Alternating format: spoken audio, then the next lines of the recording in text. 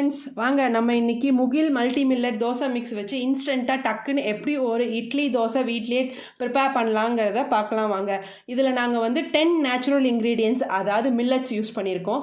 வரகு, சாமை, திணை, குதிரவாளி, கம்பு, ராகி இல்லைன்னா கேழ்வரகு, சோளம், உளுந்து, மாப்பிள்ளை சம்பா அரிசி, வெந்தயம், இந்த 10 இன்க்ரீடியன்ட்ஸ் தான் யூஸ் பண்ணியிருக்கோம். இதில் ஒயிட் ரைஸோ இல்லை ப்ரிசர்வேட்டிவ்ஸோ கெமிக்கல்ஸோ எதையுமே நாங்கள் ஆட் பண்ணுறது கிடையாது. இப்போ இந்த இன்க்ரீடியன்ட்ஸ் எல்லாத்தையுமே நான் ஒரு பவுலில் ஆட் பண்ணியிருக்கேன்.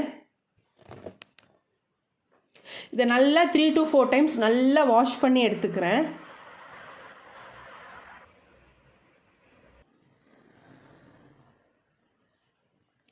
இந்த வாஷ் பண்ணி க்ளீன் பண்ண இன்க்ரீடியன்ஸை நல்லா ஒரு ஒயிட் கிளாத்தில் டைரக்ட் சன்லைட் படுற மாதிரி ட்ரை பண்ணி எடுத்துக்கிறேன்.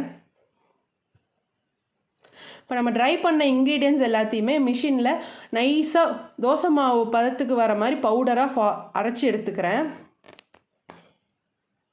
இப்போ நம்ம அரைச்சி எடுத்த முகில் மல்டி மில்லட் தோசை மிக்ஸை இந்த மாதிரி பேக்கெட் பண்ணி சேல் பண்ணுறேன். ஸோ இப்போ நம்ம வந்து அடுத்தது முகில் மல்டி மில்லட் தோசை மிக்ஸை வச்சு எப்படி தோசை ப்ரிப்பேர் பண்ணுறதுங்கிறத பார்க்கலாம்.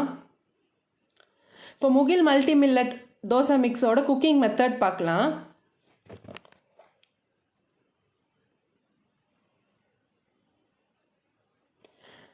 இப்போ முகில் மல்டி மில்லட் தோசை மிக்ஸை வந்து ஒரு மெஷரிங் பவுலில் 1 cup of Mugil multi millet dosa mix நான் எடுக்கிறேன்.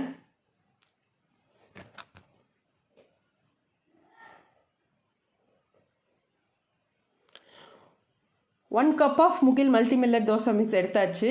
அதை வந்து ஒரு மிக்சிங் பவுலில் ஆட் பண்ணிக்கலாம். 1:2 ரேஷியோங்கிற அளவுக்கு 2 கப் ஆஃப் வாட்டர் ஆட் பண்ணிக்கலாம்.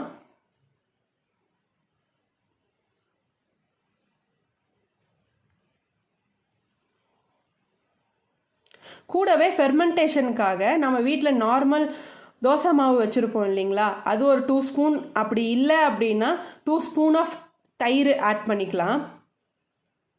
இப்போ நான் வந்து தோசை மாவு தான் இன்றைக்கி ஆட் பண்ணியிருக்கேன்.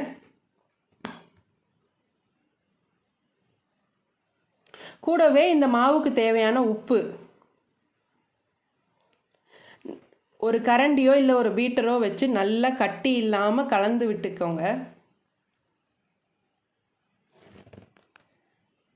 உங்களுக்கு ஃபஸ்ட்டு பார்க்குறதுக்கு கொஞ்சம் தண்ணியாட்ட தான் இருக்கும். 45 மினிட்ஸ் to 1 hour அந்த ரெஸ்டிங் டைம் கொடுத்தீங்கன்னா தோசை மாவு பதத்துக்கு வந்துடும். இப்போ பாருங்கள் நல்லா கலந்து விட்டாச்சு. இப்போ இது 45 மினிட்ஸ் to 1 hour நம்ம ரெஸ்டிங் டைம் கொடுத்துடலாம். இப்போ 45 மினிட்ஸ் கழித்து நம்ம தோசை சுடலாம் வாங்க. இப்போ Mugil multi millet dosa mix வச்சு நம்ம தோசை சுடுறோம். இந்த தோசை வந்து குழந்தைங்கள்லேருந்து பெரியவங்க வரைக்கும் யார் வேணாலும் சாப்பிட்லாம். ஏன்னா இதில் எல்லா மில்லட்ஸும் போட்டிருக்கனால இதில் கால்சியம், அயர்ன், ஃபைபர்ஸ் எல்லாமே இருக்குது. ஸோ அதனால் குழந்தைங்கள்லேருந்து பெரியவங்க வரைக்கும் எல்லாருமே சாப்பிட்லாம். நல்லா 2 பக்கம் கோல்டன் ப்ரௌன் வர வரைக்கும் திருப்பி போட்டு நல்லா நம்ம கிறிஸ்பியான முகில் மல்டி மில்லட் தோசை மிக்ஸை எடுத்துக்கலாம். இப்போ நம்மளோட முகில் மல்டி மில்லட் தோசை மிக்ஸோட தோசை ரெடி ஆயிடுச்சு. அடுத்தது வாங்க இட்லி எப்படி செய்கிறதுன்னு பார்க்கலாம். ஒரு இட்லி பிளேட்டில் நம்ம கலந்து வச்சுருக்கோம் இல்லையா மாவு, அதை ஊற்றுறேன்.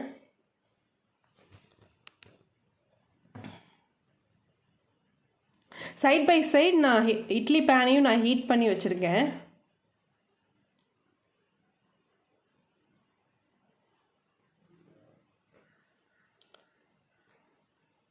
இப்போ நம்ம பிளேட்டில் மாவு ஊற்றி முடிச்சிட்டோம். இட்லி பேனும் நம்மளுக்கு ரெடியாக இருந்துச்சு. இப்போ 7 to 8 மினிட்ஸ் கழித்து நம்ம இட்லி ரெடி ஆயிரும்.